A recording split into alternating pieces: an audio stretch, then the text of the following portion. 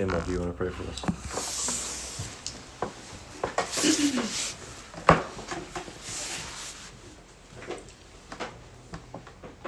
Lord, we do come to you with great thanks in our hearts for a new way to learn relationship and a new way to love each other. I pray that when we gather like this, our posture would always be set to your ways and your pattern.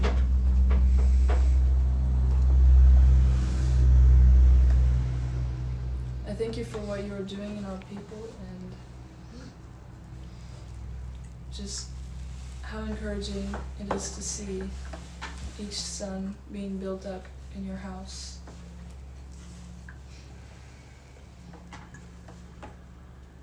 I pray that we would feel freedom here and that we would not be afraid to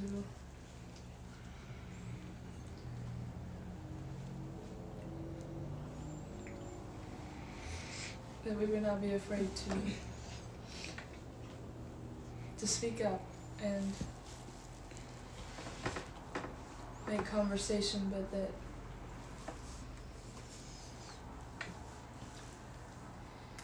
there wouldn't be any strongholds holding us back. So I pray for that release, Father. Amen.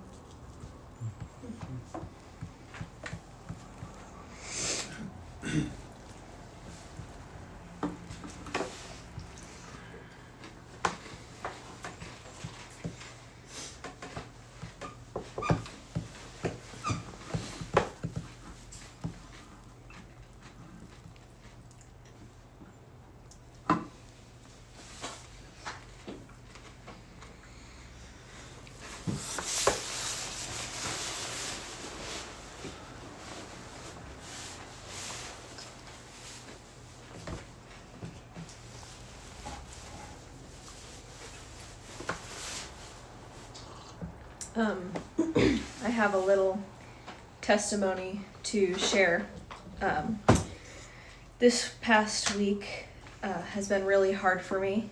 I've struggled a lot with my pain, and I'm sure, as all you guys know, my dog went missing for 3 days. And it may seem like something very silly, but when I say that she was like genuinely, I think, a gift from God to me, that's what I mean. It sounds silly because she's a dog. And that was really, really hard for me to not know where she was and for her to be gone so long. And as I was going through that time and we were going out to look for them, I was really questioning the Lord and asking him sort of, why are you doing this? I want to know your purpose in it. And it took me a while. I think there was a part of me that was like, I want your will, but I was still kind of holding on to, I want them back. And I came to a place where it was genuinely, I'll be okay and you are still good no matter the outcome. And he really just gave me his peace. And right after I sort of let that go, I got a text that they had come home. Oh, good. And it was just such a blessing. And not to say that once you release everything onto the Lord, that good things happen and they always work out. Because I know there have been other moments in my life where he hasn't necessarily fixed the issue. But I was so blessed by the way that he honored me in just the way that I let go. And I don't know, I felt very honored by him.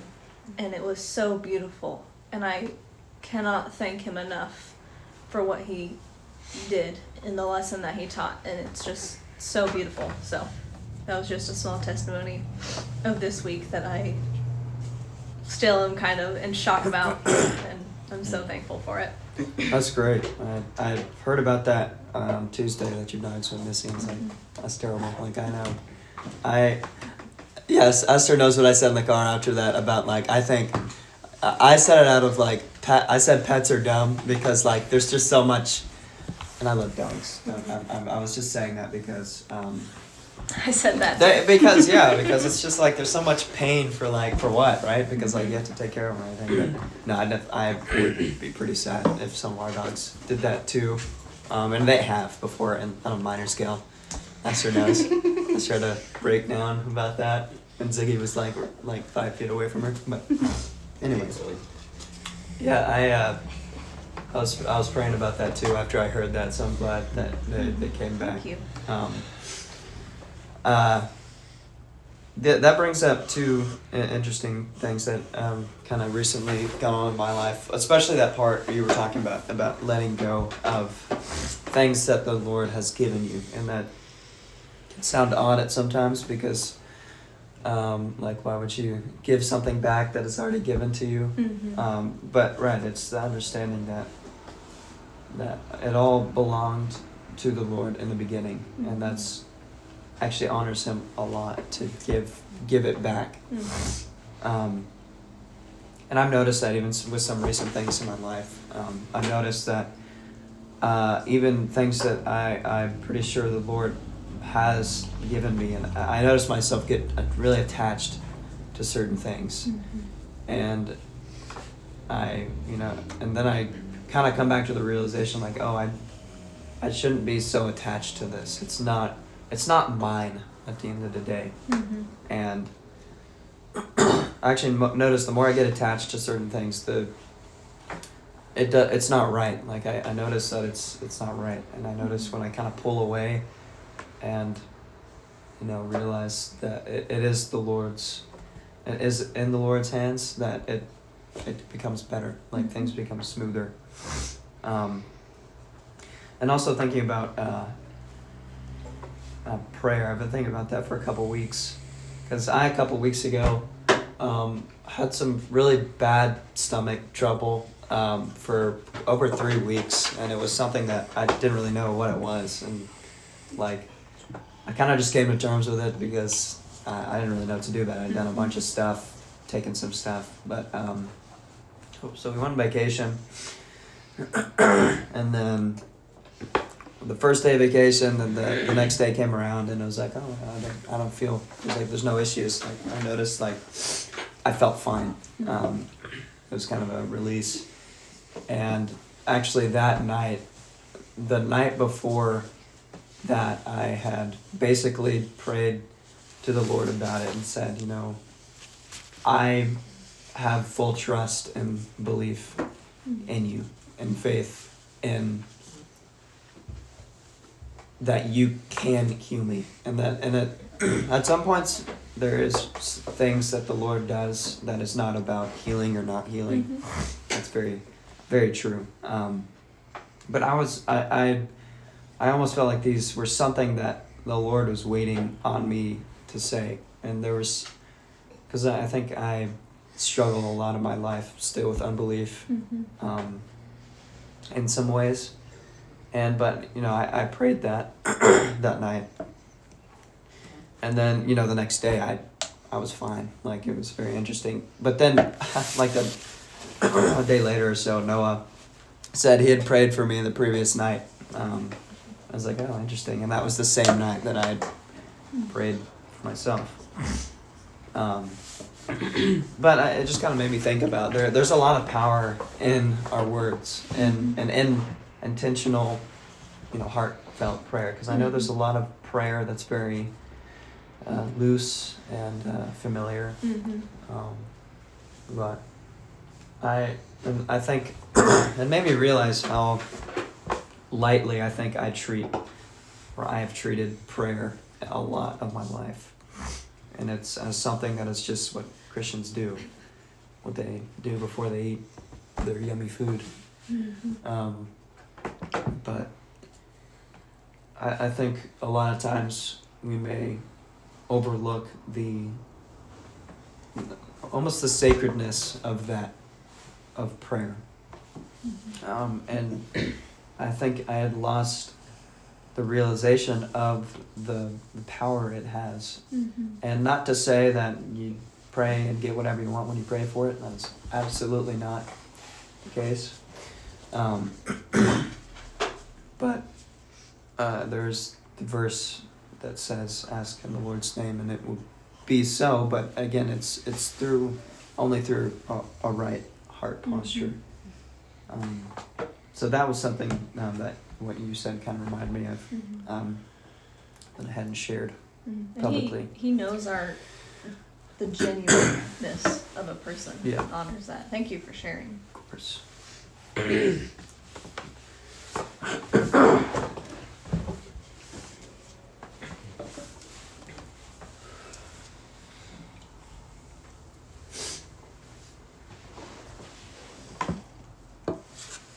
that reminds me of some stuff that has come up this week as well.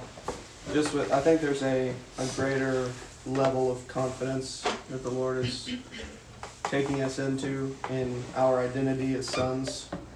And I do think it has something to do with our will and heart being aligned with His. And that is kind of what you just mentioned, Elijah.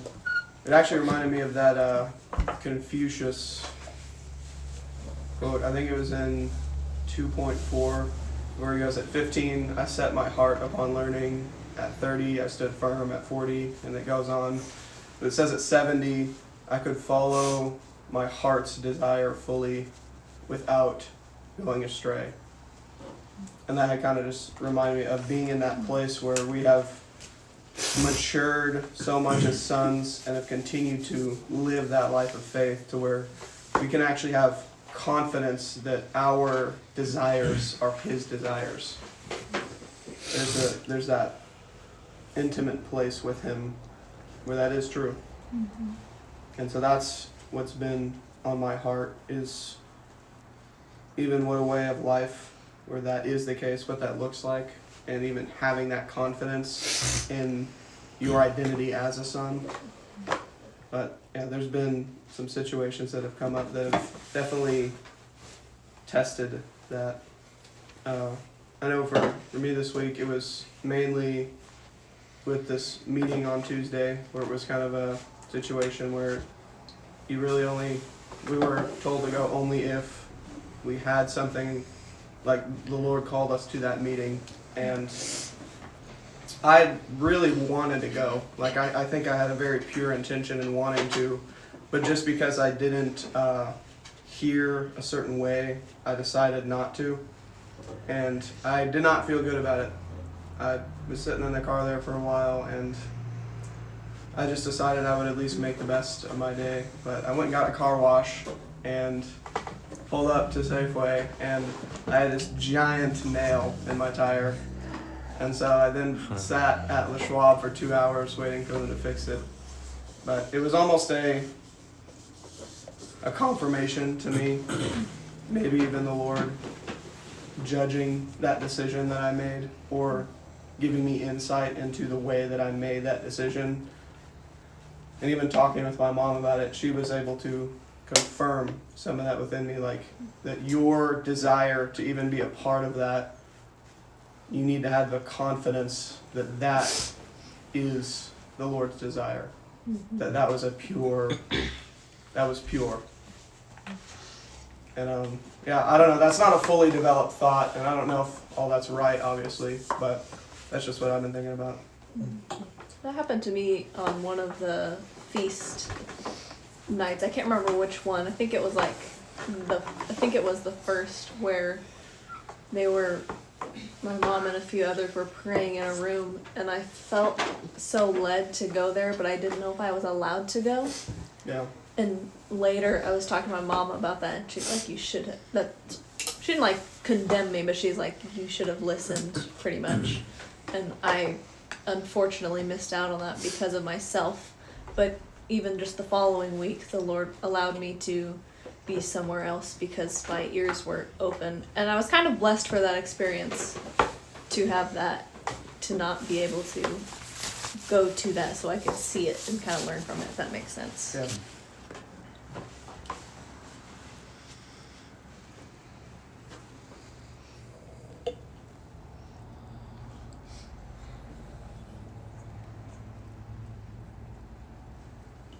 I think we should be encouraged in the fact that we are learning this way of listening to the Lord now. I don't think the Lord expects us to,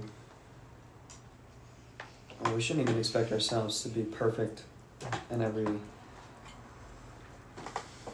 way in listening, because it's something that many of us are unfamiliar with. So I think it's just encouraging in the fact that we are learning how to do it. And we're definitely going to slip up or be human about it. And I think that's okay in a sense, because I mean, learning takes practice, and it takes both sides of messing up and doing it right. Yeah, for my story isn't anything new, but very related to what you guys are talking about. I was, what day was that? Doesn't matter. I was going on a run, and a lot of the times the Lord will speak to me on those, probably because I'm like so miserable it actually like calms my thoughts for a bit, because I'm so much in physical pain. But I think I received a vision of sorts from him, and I felt very uncomfortable sharing it, because it seemed to indicate certain things that I didn't know how they'd be received. And so I prayed about it, and my default tendency, and this is where I'm going with this, he actually revealed a flawed way of me going about hearing from him, but my default tendency is, I think this is right. That's my intuition. I think I should share this. So, if you do not want me to share this, show me that. And anyways, that's like normally how I go about such things. And I remember finishing my run and then reading out that Bill Britton thing your mom had sent, The Harness of the Lord. And I remember, for whatever reason, a line really stuck to me of, the horse does not go unless the master expressly says go. And right there I was like, oh, okay, so I'm doing that backwards. I'm presuming upon the Lord there, and then assuming because I want it, he needs to tell me to not do it. And so that mindset switch that I've been trying to be more intentional in practicing. First of all, I didn't send the vision, and whether it was like a wrong vision or something up to that effect, maybe I misinterpreted, or maybe it's just not the right place. But that mentality also helped me with making the decision whether or not I wanted to go to that meeting. And I also talked with Mom, and she said that it was probably for the best that I did not go, just for various other reasons. But I actually remember catching myself, because that night when I was praying on it, I was like, I want to go, right? So can you show me if this is not the right thing? And then I was like, oh wait, that's not how I should go about that. So I was kind of really trying to listen in all the day before and the day of that meeting, and I really could not feel a strong draw other than I kind of want to be there because I'm interested to see what the Lord is doing. And so I was fairly confident in my decision to not go, because I do not think that is what the Lord wanted from me. It's interesting that the Lord was kind of doing little things that day for everyone, because I was kind of in the same place and not really knowing. And I think all of us, none of us there were like, I don't want to be there. I want to go home. I don't really think that was any of our heart in that. But I too was kind of waiting on something, and it's kind of goofy maybe, but like me and Isaac went to go get lunch, and then the Coke just like spilled all over my car. Gosh, So like, probably gonna have to go home and clean this. So I mean, that was, I don't know, maybe I'm being a little too mystical there, but like I just kind of took that as like, I'm gonna go home today. So yeah. I felt the same that day. Like I knew that my heart was not in the right place, so I I assumed that if I stayed there, I would mess everything up because my mind was in the wrong place. But I had a really bad stomach ache that day, so I was like, I'm just gonna go home. But the whole time when I was at home, I felt like I shouldn't be there. And I don't know if I should have or should have not.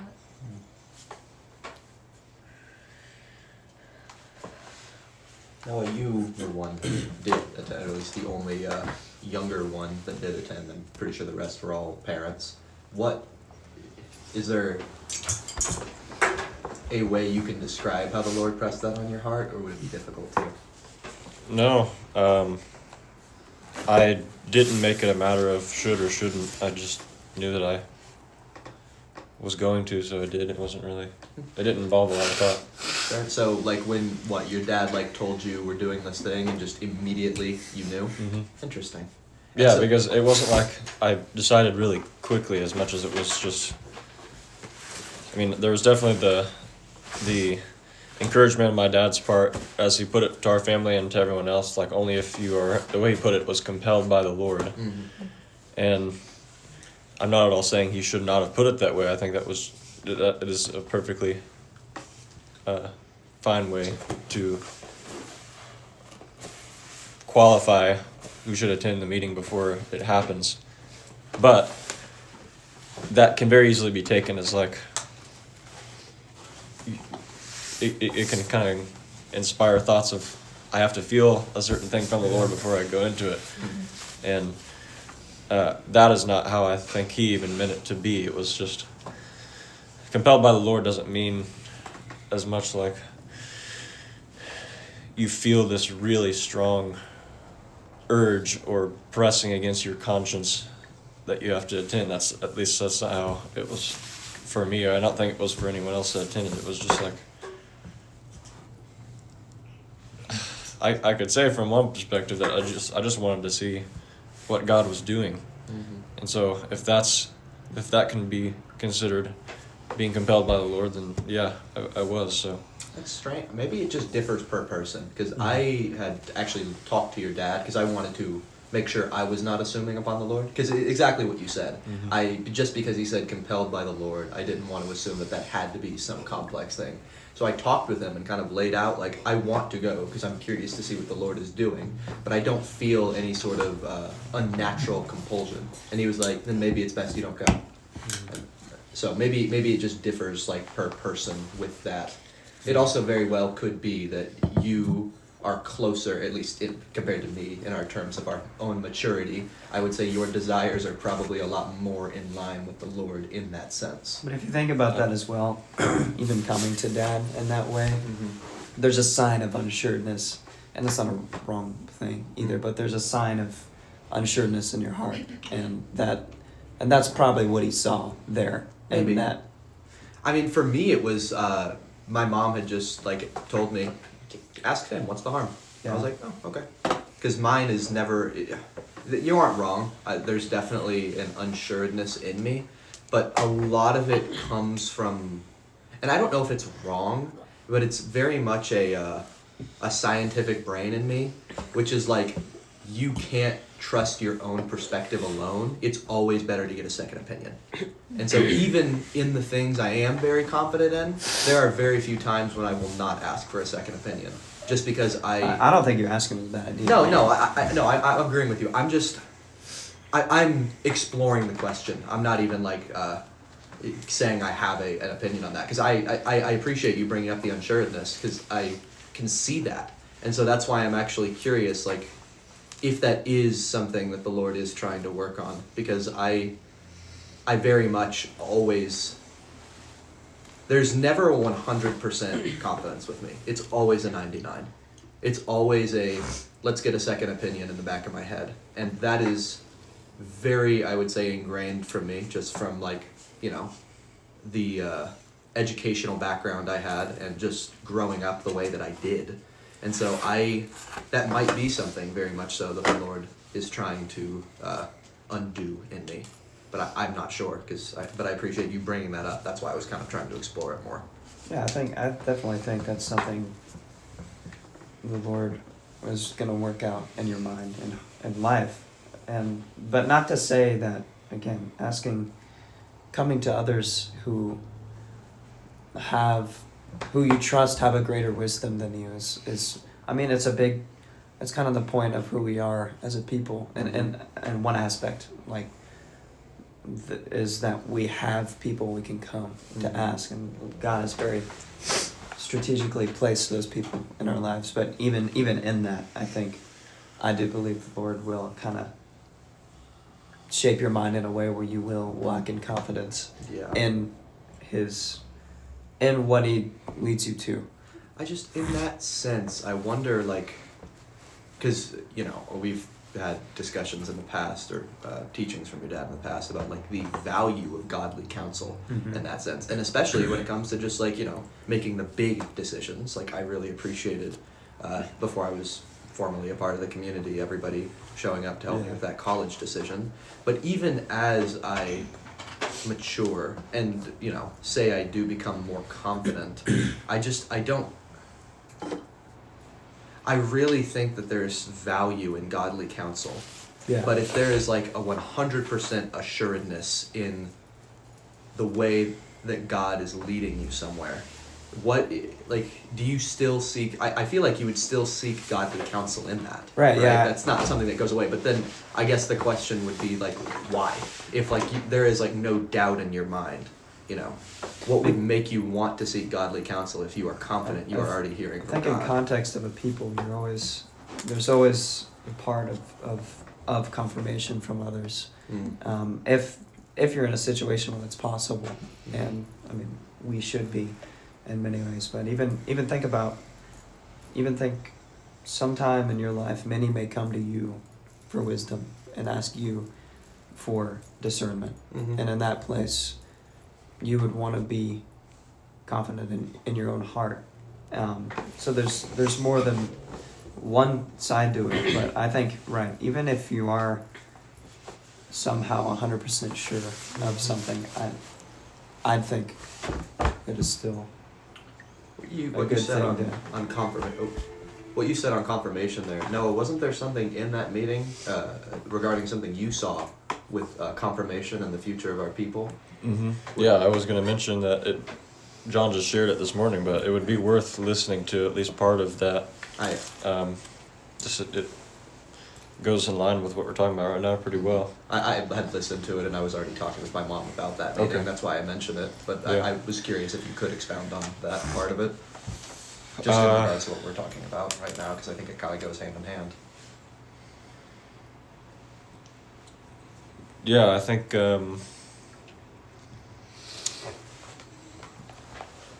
I don't know if I have a lot to expound on it right now, That's all right. because it's not like something the Lord's revealing to me as much as it's something we're all coming to understand as a result of the season that we're entering into. It was also something that was directly inspired by the vision Nicole saw right before I shared anything.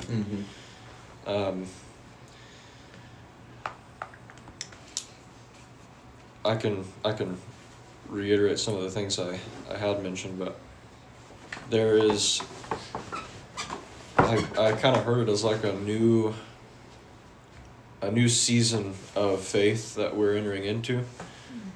It's not like a different kind of faith, because there's only one faith, but it's a fuller exercise of and walking out of the faith we do have. And the faith of the past season was one in which was very, very often nourished and encouraged by signs and confirmations, is the word we were just using. Not in the sense that we were always asking and praying for those signs, like this is what I mentioned the other night, but like in the same way that those people did that Jesus spoke of as being a wicked generation, always asking for a sign. I don't know if you guys remember that. Not that we it's not like we're begging for, praying for signs in order to move forward. That's not walking in faith at all. But the Lord still had and in some measure still does have a grace that he gives in which signs and confirmations are given to encourage and to lead forward. But the new season is requiring more faith, because the point is no longer to receive and to see the signs and symbols. It's, even as it mentions in Isaiah chapter 8, we are God's people, more specifically his sons. Sonship are the signs. So it's not a seeking for, looking for, following signs as much as it is learning to see that life in us be the sign. And so that can only ever be seen. It can only ever be the light it's meant to be when we're walking in sonship, when we realize that sonship and God's life, all in line with his original purpose and desires of his heart, are the things that we are seeking and longing after and for. And that changes your perspective of spiritual life and development quite a bit, because now you absolutely do walk in like a newfound courage that only faith can give. It's not foolish bravery. You're not being spiritually impetuous or anything, running forward like a fool. It's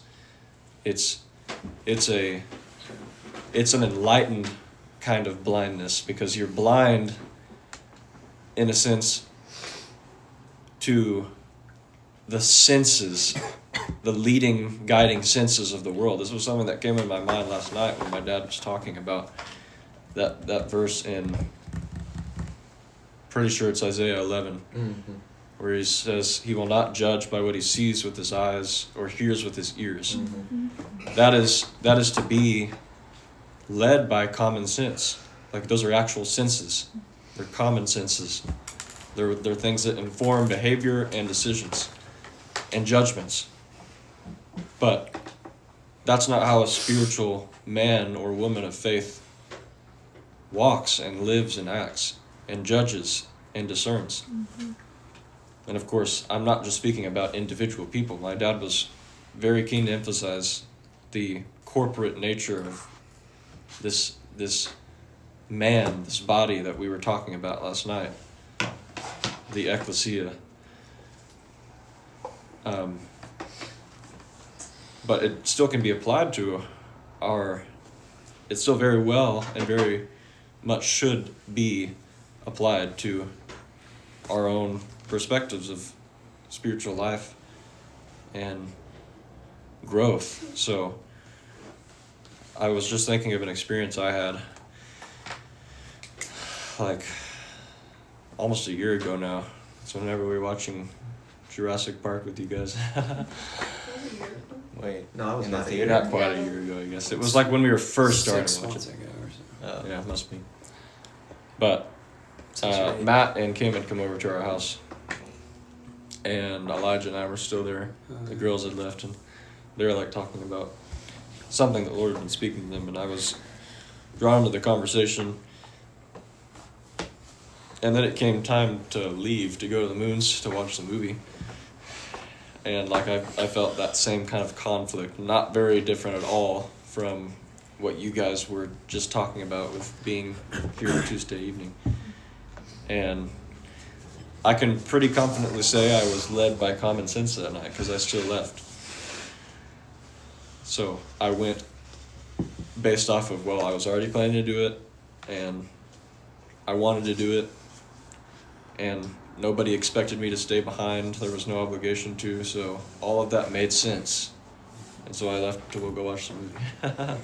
But I neglected, I didn't respond the way I should have.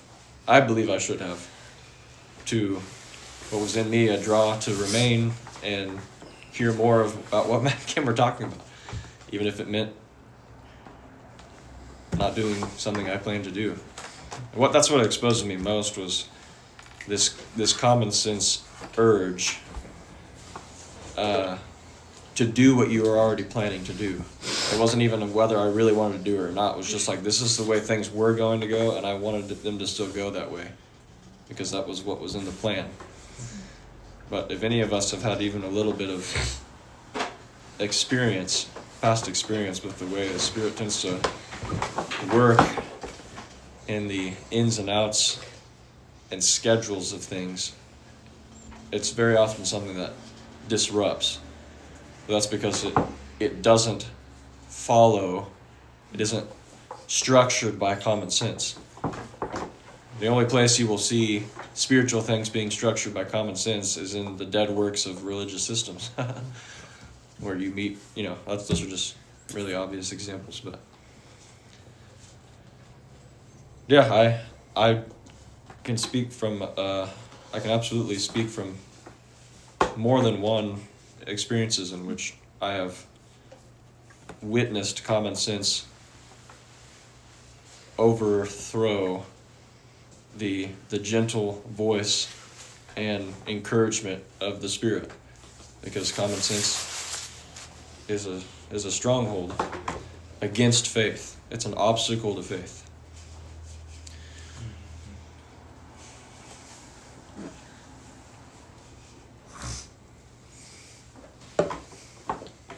It's interesting, because I can see what you were saying, and it is, I can very much see the application in my own life, but I suppose I'm trying to balance that out with, there have been several times, I think it's been said by multiple people, but the one that immediately comes to mind is Justin, because on some of the nights of the feasts, I was a part of some of those prayer sessions, and when he had spoke over my life, he had said that my defining, God-given trait is not my intellect or other things that I would attribute to myself. It is my intuition, and that is something that I need to learn to rely more on. And so, combining that with what you are saying, I am trying to grapple, I suppose, as to what that looks like. If not common sense, what intuition is. I mean, there's a lot of different kinds of intuition, and it's arriving at an answer without calculation is a very broad way to put it. Yeah. And that's actually more of what common sense tends to do, is calculate before it moves forward to something. Interesting. So common sense and intuition are in many ways pretty different. Yeah. Okay. That's actually, the fact that you just said it like that actually answered my question. Thank you. No, thank you. That's giving me something to think about. But expanding it out a little bit to what's going on right now with I feel like I say this too much, but it's really the only way I know how to put it. It's the new season that we're in. Critical because it's a transition time. It will still be important once we have fully entered into the season, I think, but there's a lot you can miss, as we've said numerous times, during the time of, or the period of transition. And one of those very transitional things is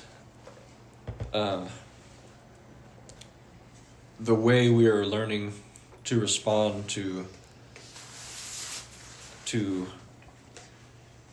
spiritual movements, spiritual happenings, I guess. Not that there are confined times to spiritual phenomena. I'm not saying that at all.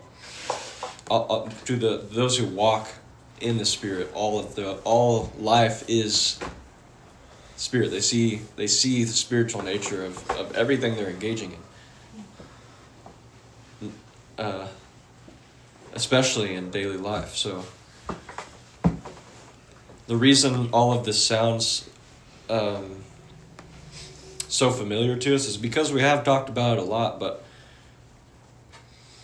when you, and this is why I'm very excited that we're learning the things that we're learning in the culture class, is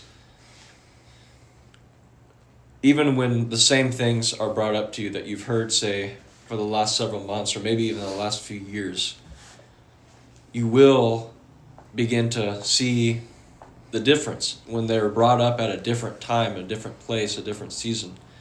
They won't mean the same thing to you anymore. A new meaning will be unlocked from the same sentences, because your heart and your mind, even your inner man, have developed to a point where you can grasp, you can see the things that were always there, but which you didn't see before because you didn't really have the eyes to see them or the ears to hear them.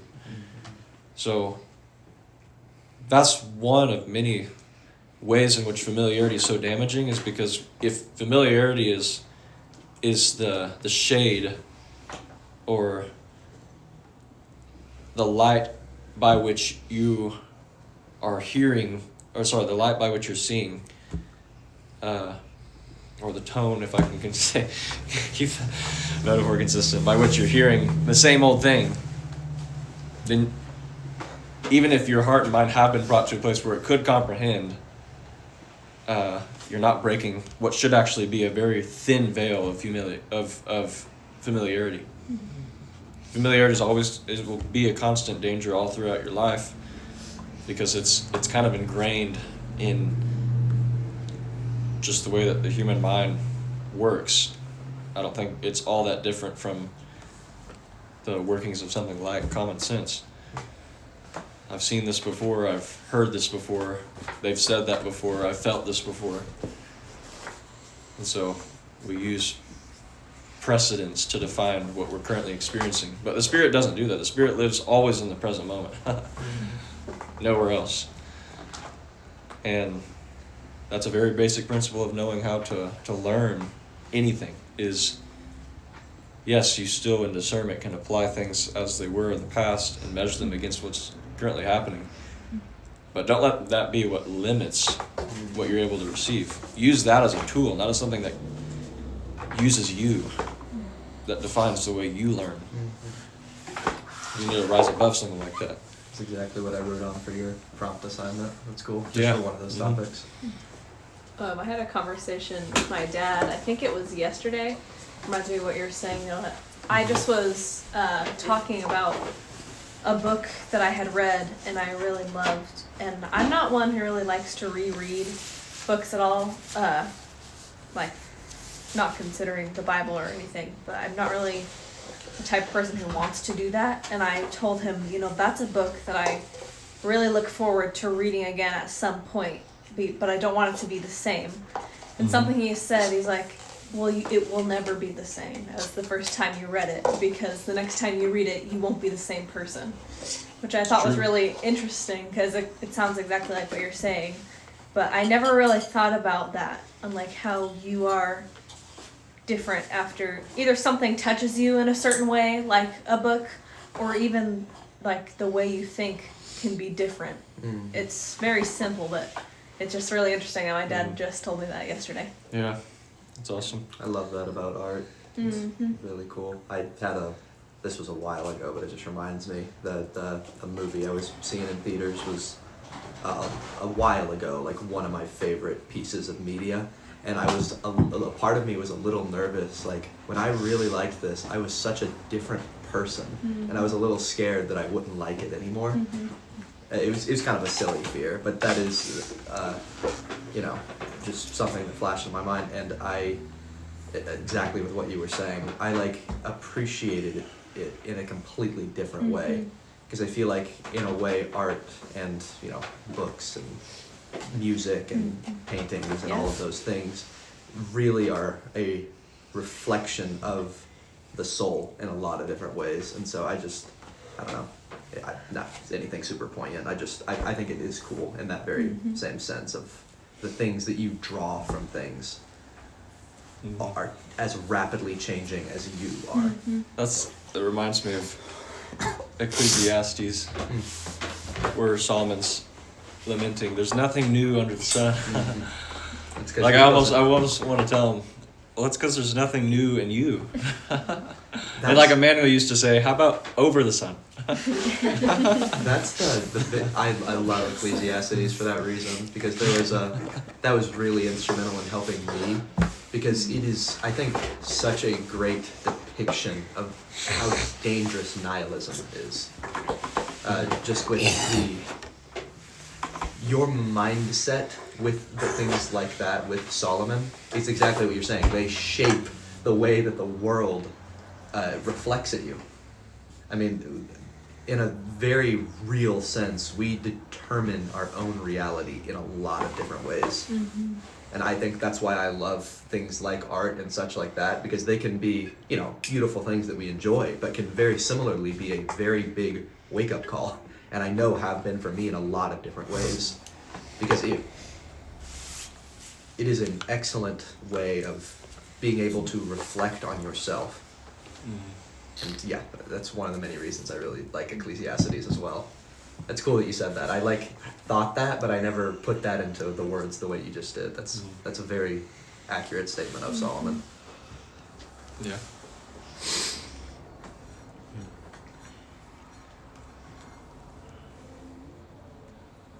That defines the pattern of our maturing as sons too. I know it was mentioned last night at some point, but it's a life unto life. It's a glory unto glory, I think it was another thing mentioned last night. So it's, what was he saying? It was again related to something in Isaiah, I think 11. Might have been a different chapter, but where the judgment of the righteous judgment that the Lord would bring against the things that continue to cause and bring death in us, and then following that, bringing life, true life, everlasting life to us. It's like a recurrent process. It's like a cycle that it's not one that loops in some one dimension or two-dimensional circle. It's like it spirals up almost. It's progressive. It's refining.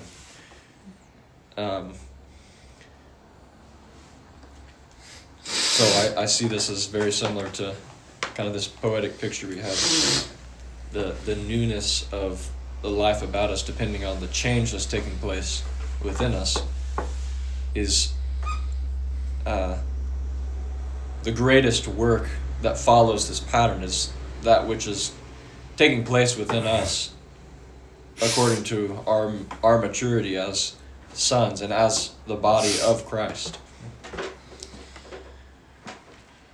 And that's one thing I would say, maybe the greatest thing that I hope we come to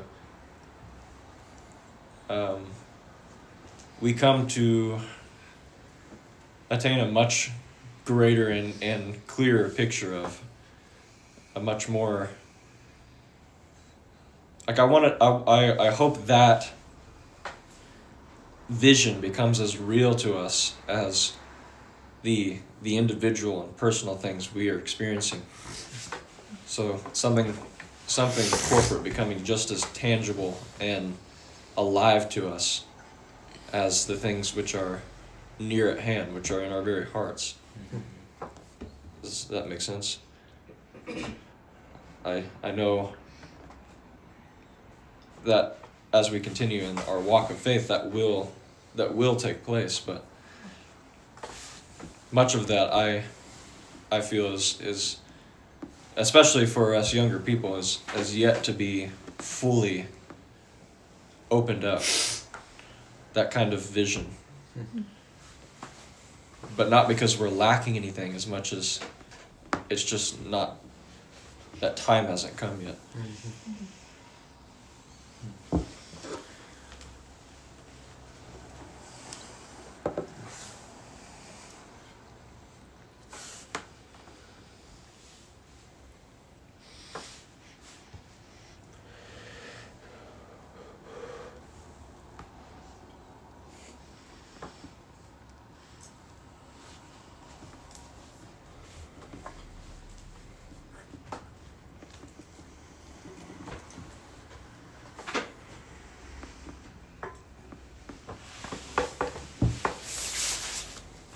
because with our remaining time, I would be curious to know if any of you guys had a thought about or an impression from our last time on Tuesday in our class when I did some reading. It was a pretty short class, obviously, but I actually would think it is perfectly fine if you didn't have anything at all to say. That itself. There were some things that I think stuck out to me that I would really like to go back and read again if I can. Sometimes I think it's easier for me to hear something and then be able to look at it myself. Sure. I think that's something that I would like to do because there were a few things in there that I was kind of, oh, that's really interesting. I don't have an exact, I don't know exactly what those were, but if I were to go back, I'd probably write them down or something because Sure. I really enjoyed it. Listening to those things makes me sometimes, not because I'm learning Chinese or anything, of course, but like I think it's something you said before, but like it'd be interesting to like live in that time period and that when that kind of wisdom was something that people actually were aware of and tried to practice together. It just made me think like I wish I could go back in time and like see how I would do if I was open to it, if I wanted to actually practice it. I wonder if I could. I wonder if I was a disciple of Confucius, if I would be able to do it and become a gentleman. But those things, I mean, they remind me of Emmanuel in the way of like he knew that wisdom, and many of the things you said were things, maybe not word for word, but things that he would say to me, and I'm sure to others who spent time with him in a certain way, but there were those people who really understood a certain wisdom of life, and it's different for every culture, but I mean obviously that wisdom is heavenly. Whether some people realized where it really came from or not, it was something that definitely in that time that it was received by those people you're reading from, they knew it wasn't of earth. They knew it was something higher. And that's why it is so simple yet so opposing to our earthly mind. And that it's something that is very intriguing to me what you were reading, but something that I have yet to attain or put into practice fully. I think maybe in some ways I have, but yeah. For me personally, I was even thinking about your homework assignment of inscribing such things on your heart. And I was actually even thinking about that in the context of what Tim had said kind of before getting into things last night about impartation being something very capable of being separate from intellectual understanding. And originally, I think you recall I asked you if I could message you to get the sources for those and reread them, but I, upon further consideration, actually realized I don't want to do that. I think it is actually a benefit that there are certain things that you read that I cannot quite remember the verbatim for. And I think that's very in line with the season I'm currently walking in, of trying to have faith beyond understanding. And I think up to this point, where I am right now, I have been able to understand a lot in terms of spiritual matters and sonship and all the things. I have I would say, a pretty good intellectual grasp of such things. And I think that for some, faith coupled by understanding can be a benefit, but I think for me it is a burden.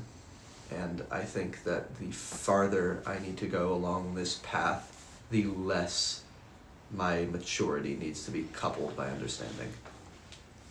And I think that is where the Lord is trying to have me exercise further faith.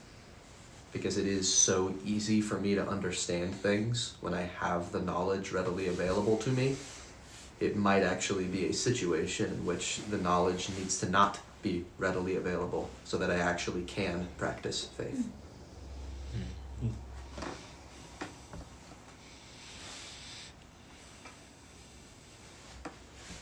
So I appreciate what you imparted on me with such lessons, even though the words are mostly lost on me.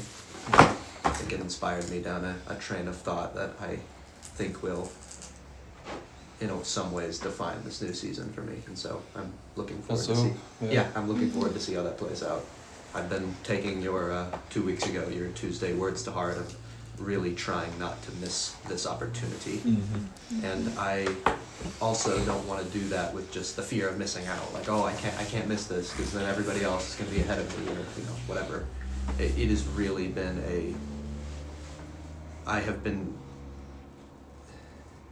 I don't know, just feeling led by the intimacy that the Lord is trying to share in this season, and actually how so contrary his ways are to the way I was raised, where everything feels like this very fast pace. You need to grow up, you need to mature, you need to move on, which I think, truthfully, we have a tendency, and even the adults in our life have a tendency to kind of emulate.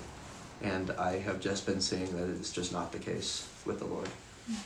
That he does want us to mature, that he does want us to move forward, but it is not that same pressure that we feel from the world, that it's this great expectation and burden that's weighed upon us, that we're wasting our lives if we're not constantly learning more and pursuing higher things and getting better jobs. It's something far, far more tender than that. And that is what's been really speaking to me recently.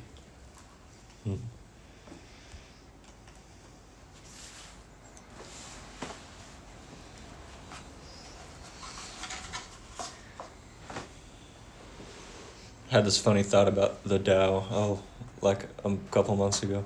The Way, if you guys don't know. Because that's the book I read, is the Tao Te Ching, which means the classic of the power of the way is what that translation is. The Tao being the way. Yeah. But this is kind of a funny image, but it's like, in a movie when everything will be happening, you'll hear everybody saying what they're saying, but then maybe it's either during a really dramatic moment or a time lapse moment. You won't hear anything that's going on in the world of the movie, but this music will just be playing, like sentimental music or happy music or dramatic music, whatever it is. But it's just leading everything forward, and nobody in the movie can hear the music, but it is defining the moment. It's carrying it onward. That's what I feel like the Tao is some ways in our lives, and it's not even talking about specific times in life. It's all of life. It encompasses all things. It's not just hinged on one particular action, one particular human being, whatever it is. But when you think of the way, almost as if it's that music that you can't hear, but is giving life and meaning to everything as it goes through time, because that music is beyond time, then it gives you this hope and this rest and this peace when you think of it. No matter what's happening in life, you know that music is steadily playing, is steadily moving things forward and giving them their life, meaning, and definition as they go forward. I know it's kind of a silly picture, but maybe it's not very accurate either. But it speaks to my cinematic heart a lot. Yeah, I knew it would with anyone that likes music. But anyways, Naomi, do you want to pray for us?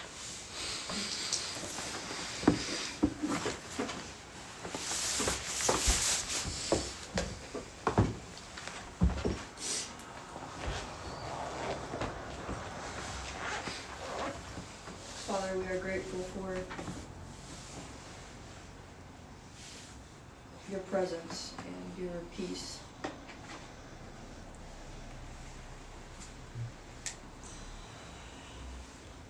Lord, for being such a good father to your sons. What an honor it is to be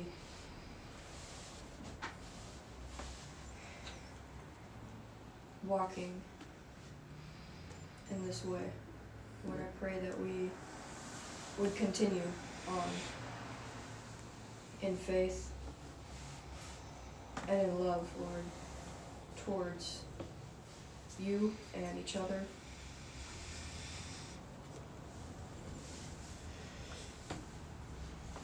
That we would live in such a way that is so much more than ourselves, but is as one and as a people.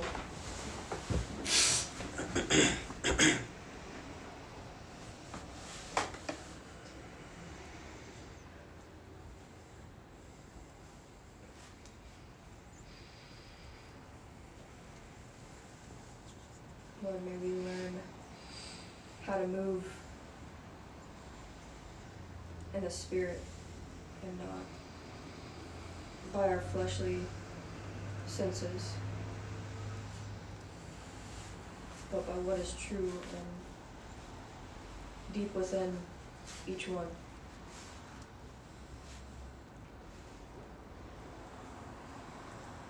May we continue to strengthen each other and grow from who we are and who we are made to be as your sons. We want to be a blessing to you, Lord, in everything and every thought and action and Lord, you are so loving.